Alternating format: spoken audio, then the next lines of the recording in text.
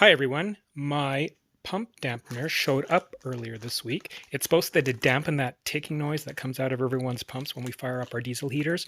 It's a Webasto knockoff. Webasto sells them for about $100, I do believe, when you include shipping and conversion and all that stuff. I got this from AliExpress for $5. So we're going to do an experiment to see if this actually makes any improvement whatsoever. I'll be installing the pump dampener in my all-in-one unit that I made. Excuse the bit of a mess in here. None of the ducting's in place, and as you can see, I've pulled the battery out for now so I can charge it. But my pump lives down here, and that's where I'll be installing the dampener, and hopefully it'll reduce some of the noise. The noise can get pretty echoey in here, so it's going to be a good test. I'll try and minimize any of the fuel lines knocking against things, but we'll do it once without, so you have a baseline, and then I'll add it, and we'll do it again. So for this test, I'm actually going to remove the fuel line that feeds the diesel heater because I'm actually not going to run the diesel heater for this test. I'm going to put it in prime mode, so all we get is a pure ticking noise, and we don't have the interference of that jet engine type noise of the diesel heater firing up. So I'm just going to replace the fuel line with a cap to make sure no bugs or anything get into the fuel system. That Atom screen, if it gets plugged, can cause some problems. And then we'll put some bolts into a cup to keep it from tipping over, and mount the fuel line in there so we have a place to collect any of the diesel. We're going to start the test without the fuel dampener in place. So to fire up my priming mode on my unit, it is the settings button and the down arrow. Select on, and you can hear the pump ticking away.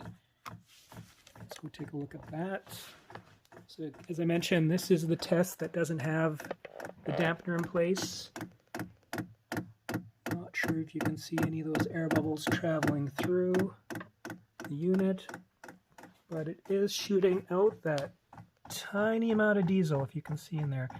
It's a 22 ml pump, meaning for every single pump it sends 1/1000th of 22 milliliters into this cup. But as you can tell, the pump is going away. It's going pretty rapid. Next scene, I'm going to actually put a decibel meter in here and see what those numbers look like. So the pump is full on prime mode.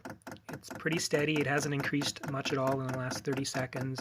It's ticking away quite loudly, as you can hear. I have a decibel meter app that I downloaded, and if you take a close look at the number up top, we're hovering around the 67s, maybe up to 69. Let me just hit reset here.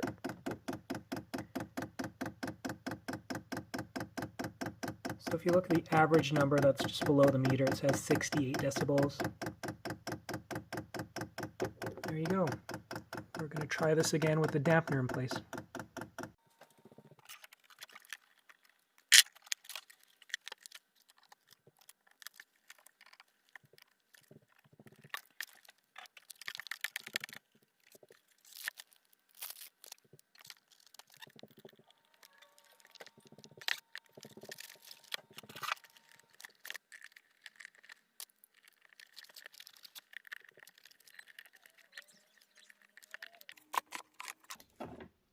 So the dampener has now been installed on the pump, and to tell you the truth, I honestly can't hear a difference. Taking a look at the decibel readings, there seems to be some marginally lowering of the numbers, but nothing that I can hear. I've ran it for quite a while. You can see how much diesel I've accumulated. It's still dripping away here. I had it running on and off for about 10-15 minutes just to make sure that there's no air caught up into that device to make it not work properly. But flow seems to be as it is supposed to be, and so I'm assuming it's intended to work this way. But the results are showing that there really isn't much of a difference.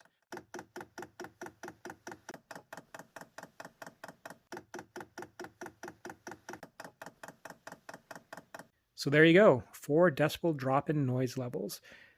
Didn't hear a difference myself, and so I pulled open the old University Acoustics textbook and saw that a 5 decibel change in noise levels is perceptible to humans. A 3 decibel change really isn't, so we're right in between there. Spent $5 on this. Would I buy it again? Absolutely not. It's just another connection point that can leak. So I'm actually going to pull this thing off and put everything back together as it was before. I'll rip this thing apart and take a look at what's on the inside of this thing. I forgot to mention the AliExpress website also said this was a check valve. I don't really see the need to have a check valve, so I'm going to actually get rid of it. That gives you some idea whether or not you'd ever want to install one of these yourselves. Like I said, I wouldn't, but maybe there's an application that this works really well that I don't know about. Having said that, I'm pretty sure I followed all the instructions on how to install this. If you think I've done something incorrectly, please let me know and I'll correct it and reshoot this thing. I hope you've enjoyed this video. It's one of the first videos I've done. I'm going to do some more videos in the future on a bunch of other experiments that I've wanting to try for a while on this thing and just haven't had the time, but I'll get to it right away. Let me know if you liked it. Let me know if you didn't like it. Hope all is going well. Take care, and we'll see you soon. Thanks. Bye.